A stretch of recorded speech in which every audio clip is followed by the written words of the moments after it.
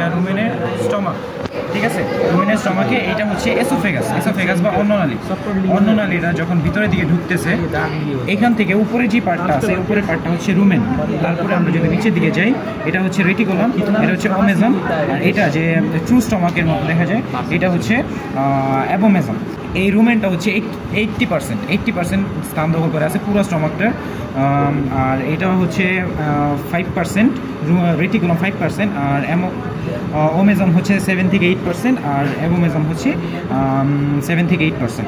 তো আমরা যদি রুমেনে চলে যাই, রুমেনে এই যে ফিঙ্গার লেগ প্রজেকশনগুলো যে আছে এগুলো হচ্ছে রুমেনাল প্যাপিলে। তারপরে আমরা যদি রেটিকুলামে চলে যাই, রেটিকুলাম হচ্ছে হানিকম লেগ স্ট্রাকচার।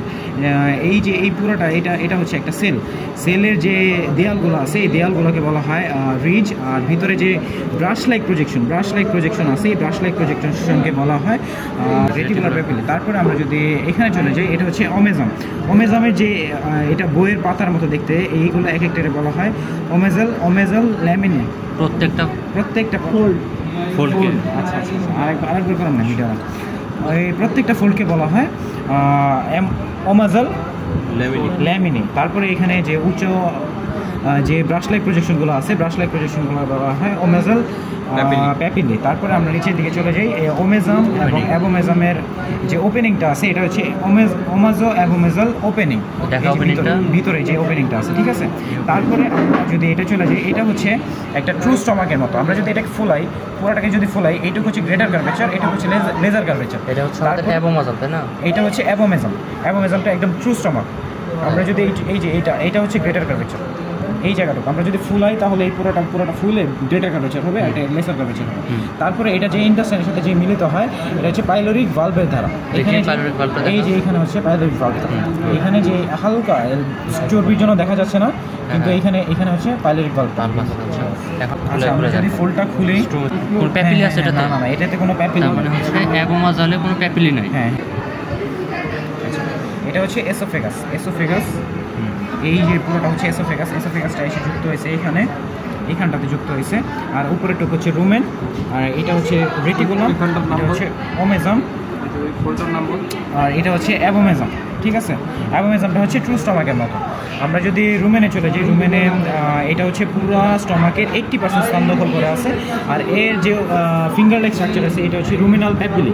তারপরে যদি আমরা নিচে চলে যাই, নিচে হচ্ছে এটা হচ্ছে হানিকম লেগ স্ট্রাকচার, আর এটা হচ্ছে রেটিকুলামের এই পুরোটা হচ্ছে একটা সেল। এই সেলের এই যে ওয়ালগুলো আছে ওয়ালগুলোকে বলা হয় রিজ, আর ভিতরে যে ব্রাশ লেগ স্ট্রাকচার আছে এগুলো হচ্ছে রেটিকুলার প্যাপিলে।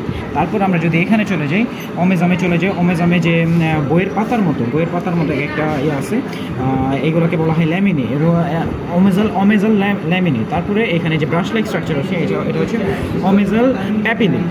তারপরে আমরা যদি এখানে ট্রু স্টমাক বা অ্যাবোমেজামে চলে যাই, তারপরে হচ্ছে ওমেজাম এবং অ্যাবোমেজামের মাঝখানে যে ওপেনিংটা আছে এই ওপেনিংটাকে বলা হয় ওমাজো অ্যাবোমেজাম ওপেনিং।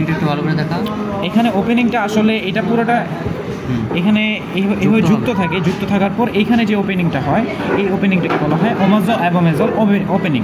তারপরে আমরা যদি ভিতরে চলে যাই, অ্যাবোমেজামে এইটাও বইয়ের পাতার মতো একটা ল্যামিনা রয়েছে।